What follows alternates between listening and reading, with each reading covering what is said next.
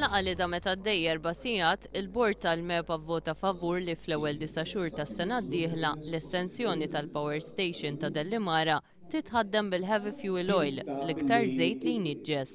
Dan minkejja l-istudji juru li l-heavy fuel oil iħammeġ 40% iktar mill-gasoil.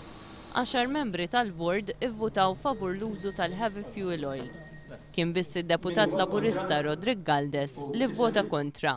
Il-laqgħa bdiet bi preżentazzjonijiet mill-KPMG, Ecoserv u mill-ekonomista Gordon Cordina, fejn intqal li l-gasoil jiswa aktar mill-heavy fuel oil. Il-Kunsilli Lokali ta' Marsaxlokk, Birżebbuġa u Żejtun fi preżentazzjoni konġunta saħħu dwar l-effetti ħżiena tal-użu tal-heavy fuel oil fuq is-saħħa u argumentaw favur l-użu tal-gasoil. Magħhom ingħaqad it-tabib tal-familja Jason Bonnici.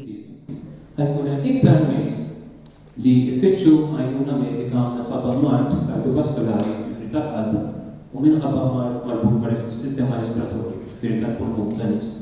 Iktar nies li ħajjużaw is-servizzi mediċi fil-kura primarja u kura sekondarja ġifieri l-emerġenza, iktar nies li jidħlu ġurisdizzjonijiet u iktar nies li sfortunatament imutu. Waqt li skont l-Ena Malta bil-gasoil ikun hemm żieda fit-tariffi, mhux tal-istess fehma huwa l-Inġinier Arthur Chantar.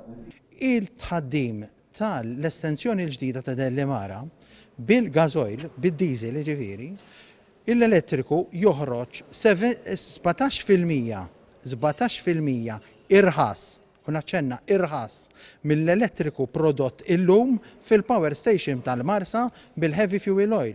Anke l-professur Edward Mallija ma jaqbilx mal-Ena Malta. Tariffi kurrenti sempliċi huma bbażati fuq il-Marsa. Nagħra taqabbel Dellimara extension mal-Marsa, mhux kif qalu. U taqabbel Dellimara mal-Marsa fil-fatt il-pressjoni fuq ir-rati għandha titbaxxa.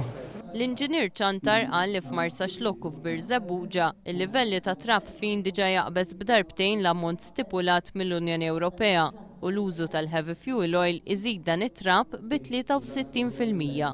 Qabel ma tieħed il-vot, id-deputat Laburista Rodrigue Galdes staqsa dwar l-ispejjeż tal-ġar tal-iskar tossiku li se jkun iġġenerat mill-power station, iżda baqa' mingħajr tweġiba.